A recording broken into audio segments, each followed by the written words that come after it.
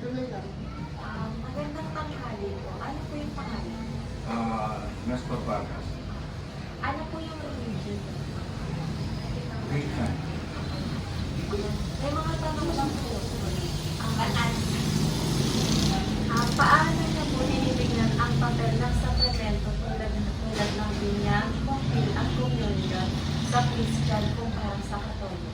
Actually, kasi tradition natin yan nung pinanganak ako, na-inherit ko yung mga bagay na sa mga pamilya ko.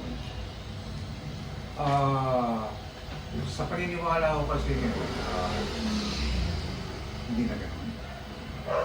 Kasi binago nga yung pananaw ko. Yung nakabasa ko ng salita ng Diyos by Bible.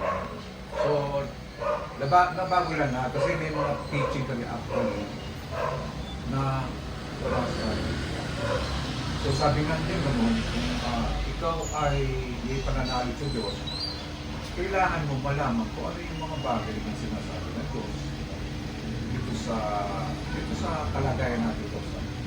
So yun lang, ito ko nabago ka. Yun ang pananaw ko sa sinasabi ko sa akin. Pangalawang katanungan po, ano ang paniniwala ng inyong simbahan tungkol sa mga santo at sa pagdadasal sa kanila? Paano ito naiiba sa pagsamba? Actually, kung hindi ka magbabasa ng Biblia, sabi nga ganun, ang Diyos kasi ay spirito at katotoo. Ilang tayo ng pagkakasya rin. So, beside that, doon mo lang sa mga sila sa pagkakas ng katotohanan. Sabi kasi, doon sa mga lumang tipa, hindi natin dapat sambahin yung mga bagay na ginawa ng tao. Sabi nga ng Lord, karumal-lumal yun.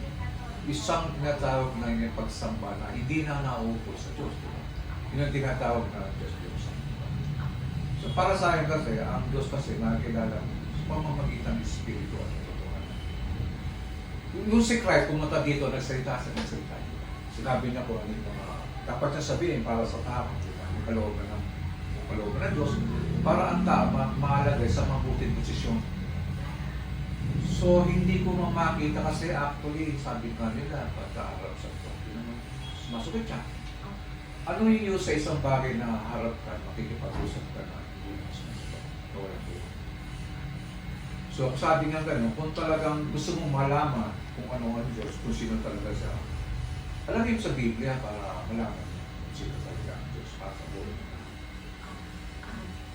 Ikatlong katanungan po, paano nyo ipinagdiriwang ang mga pangunahing pista o holiday tulad ng Pasko, Mahal na Araw?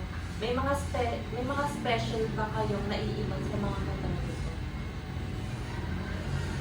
Actually, ang tinatawag natin Pasko, actually we didn't know the real birth of Christ. Nakatalalang sa Biblia na nakasulat, pero walang panahon. Diba? Pero sabi ko na, kung i-remembering mo yung lahat ng bagay, dapat sa araw-araw na pamumuhay natin, naalala natin schedule natin sa Christ. Kung naman sa mga manaraw, actually, hindi na kasi dapat Kasi sabi nga gano'n ng Diyos, maliligtas tayo sa ating pananampalataya, hindi sa ating mga sarili ko. Ang pananampalataya kasi, kailangan walang tumatagay muna at tapos yung sinabing good work. Yung pagbabago ng buhay mo. Yung kasi bakit yung tinatawag kasi good work Okay, kasama din yung paggawa ng good work sa kapwa mo. Pero ang good work kasi kailangan baguhin muna yung sarili mo. Diba? Ulit katanungan natin. Paano nyo tinitignan ang role ng Biblia sa inyong pananampalataya? May pagkakaiba ba ang paraan ng Christian at ng Katoliko sa pag-uunawa ng paggamit ng mga kasulatan? Bakit? Kasi ang buhay talaga natin, doon na Old Testament at saka sa New Testament, it was for Jesus Christ. May mga prophecy kasi doon sa Old Testament na nangyari doon sa New Testament. Ang hula kasi, prophecy is mean ng hula, binigay ng Diyos para sa mga propeta. So, kung hindi mo alam, sinunod kasi ng mga apostol niya. Nung naranasan nila si Christ ng naparito at nakasama nila ng pamumuhay nila. So yung mga nasusulat sa Biblia kasi, nung sa Christ era, ang sumulat ng mga apostol. Diba? Doon naranasan nila yung panahon ni Cristo dito, yung anak ng Diyos. Kaya talaga sinulat nila, malaman talaga nila kung sino yung, ang actually gabi, ang kabubuan ng Biblia kasi, to save mankind. Di ba? Kung the start, nagkasala tayo doon sa Adam and Eve. So yung patubusan ng kasalanan, doon sa nangyari, doon sa New Testament. Di ba sa Old Testament yung kasalanan? So kailangan lumitaw si Kristo para magkaroon tayo ng tinatawag.